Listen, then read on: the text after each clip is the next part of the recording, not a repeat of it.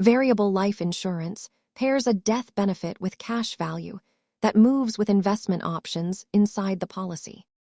The word variable means the cash value is not fixed because performance depends on the sub-accounts chosen. It helps to split the product into two parts: life insurance protection and an investment-linked cash value feature. Beginners should notice 4 things: lifelong coverage, investment choice, market risk, and costs that can be higher than simpler policies. Whole life is the closest contrast because both are permanent, but only variable life pushes cash value into market-based options.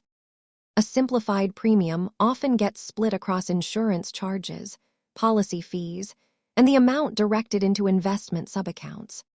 That mental model keeps the focus on both sides of the contract instead of treating it like plain insurance. Variable life mixes protection, fees, and market risk.